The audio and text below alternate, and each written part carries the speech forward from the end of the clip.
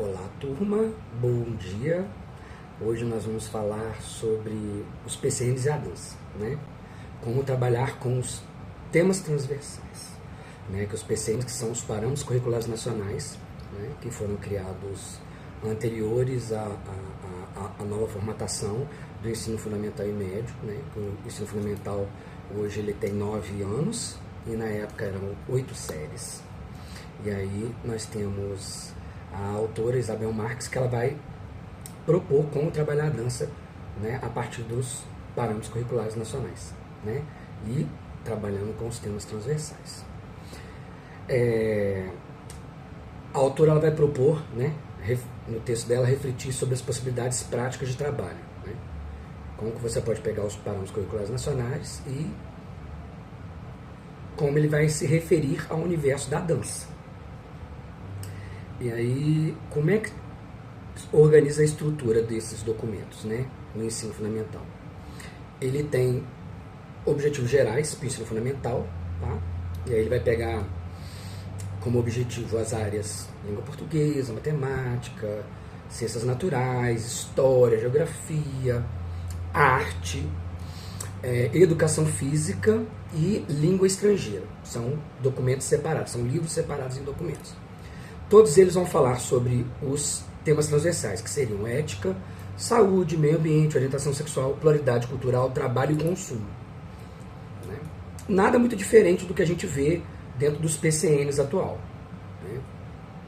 Dos PCNs, não, esqueci o nome do documento agora, fugiu da minha cabeça. E aí o PCN, ele tem essa caracterização de cada área dentro desses temas que eu citei, e objetivos gerais da área para cada ciclo.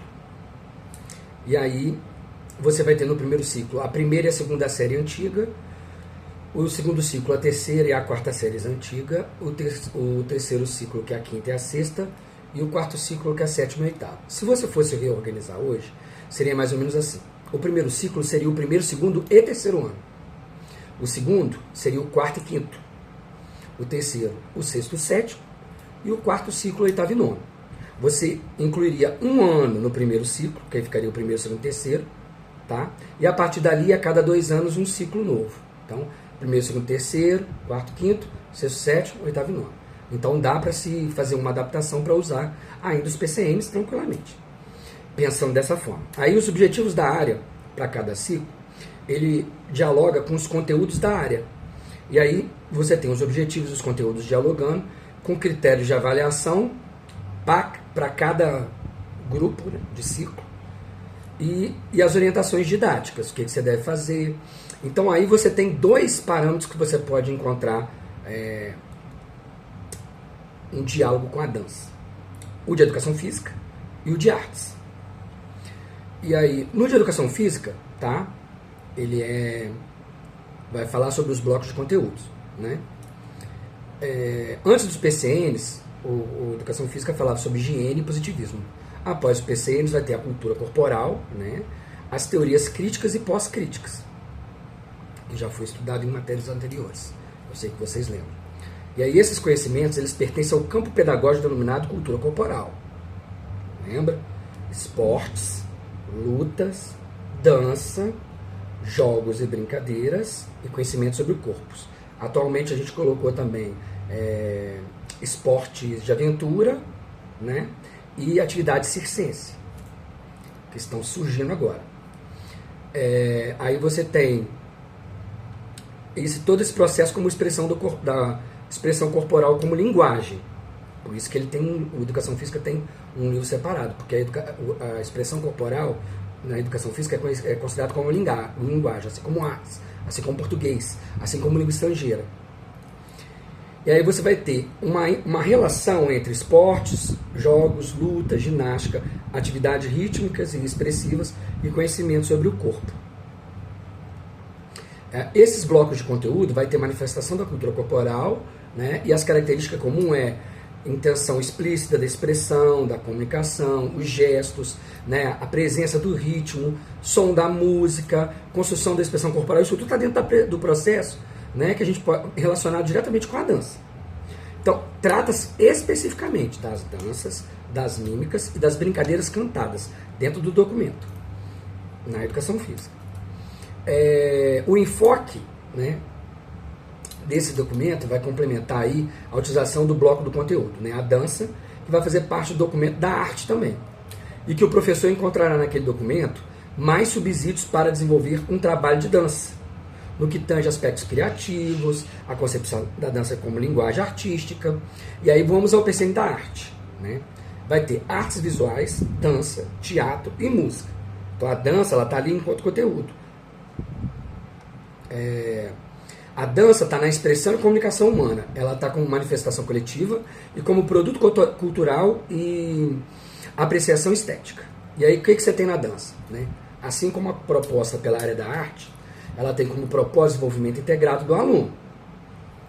A experiência motora ela vai permitir observar e analisar as ações humanas, propiciando o desenvolvimento expressivo, que é fundamento da criação estética. Os aspectos artísticos da dança, como são aqui propostos, são o domínio da arte. Aí você tem o PCN dança, trabalhando como tema transversal. Ele vai ter, né, de acordo com a autora, ele ressalta a importância da implementação dos PCNs com relação à abordagem da dança, a possibilidade de uma ação artística educativa, utilizando os temas transversais, pluralidade cultural, ética, orientação sexual, educação da saúde e meio ambiente. Tá? Ele não enfoca o tema trabalho e consumo. Aí, o que você pode observar? Que mesmo a autora ressaltando a importância de não sobrepor os termos transversais aos conteúdos específicos da disciplina da dança, você deve ampliar a sua prática e reflexões de modo a abranger os aspectos sociais, afetivos, culturais, políticos da dança na sociedade. Então vamos lá, um por um. Pluralidade cultural, né? O corpo, ele por si só é uma expressão da pluralidade cultural, né? São diferentes biotipos que constituem o Brasil. Ele ressalta diferentes formas de movimentar, expressadas através de dança, diversidade, conteúdos sociopolíticos culturais, né, que são inerentes às vivências e os conceitos elaborados, né, as mais variadas épocas e espaços geográficos. Né. Quem não viu ainda vai ver, né, a própria construção das danças folclóricas e as danças étnicas. Né. Em resposta à pergunta quem pode dançar o quê, aí a gente pode evidenciar que a dança possibilita, no campo da pluralidade, refletir sobre as diversas relações de desigualdades sociais envolvendo etnia, gênero, idade, classe social, religião. Eu vou acrescentar aí a questão do etarismo, a questão da deficiência, a questão da obesidade, a questão dos costumes, né, da religiosidade, né? E aí, por onde perpassa a ética na dança, né? Se você refletir bem, os aspectos que compõem o universo da dança, profissional ou semi-profissional, por exemplo, surge a figura do diretor, coreógrafo, intérprete, dançarino. Então isso implica pensar em papéis e responsabilidades que devem ser assumidas pelos sujeitos nessa relação. Pode também invocar assim, atos educativos, né, que desenvolvem os alunos, as alunas, nas bases para a compreensão da vivência e respeito mútuo, de preciso de justiça e diálogo, na questão da orientação sexual lá do PCN, como é que a gente pode pensar a dança, né? Propor aos alunos essa questão que cada ensino enfatizam, a forma crítica de um diálogo respeitoso, amigável e carinhoso com seus corpos masculino e feminino.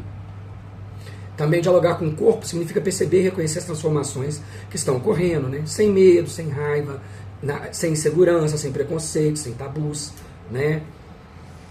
A questão da virgindade, a questão do homossexualismo, a questão do homem na dança, né?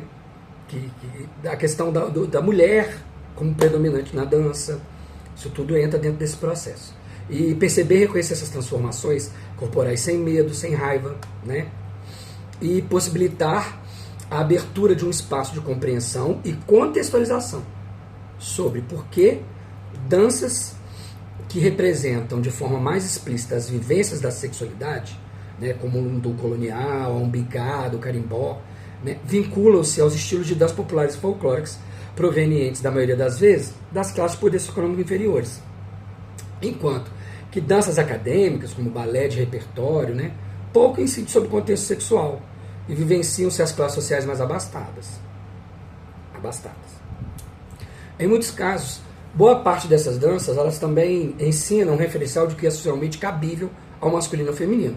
Assim, como cada um desses gêneros deve se localizar e comportar socialmente. Então, de repente é possível desconstruir e reconstruir essas questões. Saúde, né? Por ser um corpo humano instrumento da dança, a prática do exercício da dança permite discussões sobre flexões em relação às sensações vivenciadas, prazer, a dor, implicações contidas no universo da dança, principalmente profissional, que incide nas formas de alimentação, né, o uso de drogas para poder melhorar a performance, a importância também de ter o fato da bulimia, né, das meninas que não se alimentam para se tornar bailarinas muito leves e fáceis de dançar, a prevenção contra lesões devido a excesso de exercícios e a falta de orientação para reabilitação e a não prática de uma alimentação saudável. Como meio ambiente, a dança ela pode entrar numa proposta de pensar a prática né, para fora das paredes da escola, incluindo percepções pessoais do próprio corpo com o meio, né, e questões coletivas envolvendo outros sujeitos, estabelecendo um processo de cooperação mútua. E aí, antes de terminar, vou fazer umas considerações importantes. O PCN número 6 de artes, ele não aponta relação com o tema trabalho e consumo. Vou voltar a esse assunto. No entanto, ela aparece no PCN 7, Educação Física. Mas ela está vinculada aos processos de comércio de materiais esportivos e ginásticos. Comercialização. Mas a gente podia também trabalhar aí numa nova perspectiva, né? Dentro dessa manifestação cultural do trabalho, essa questão da visão do corpo que dança e a exploração da imagem desse corpo. É uma forma de se pensar quando for trabalhar a questão do trabalho e do consumo, de que corpo é vendido, para poder inclusive trabalhar a questão da saúde, inclusive da saúde física e mental dos dançarinos, das dançarinas, né? A questão que a dança ela pode visualizar a profissão como ocorre no esporte profissional. E também, ela, como manifestação cultural, ela é desfavorável à constituição humana quando fundamento unicamente de princípios de competitividade. É uma outra forma também de dialogar a questão aí do consumo, do trabalho. E dos excessos dos limites corporais, né? Sobretudo assim, quando abandona os princípios da coletividade e da cooperação. Tá? Então, assim, só para fechar, e vocês irem ler o texto da autora Marx, né? A dança na escola, o texto da Marx de 2003, a dança na escola,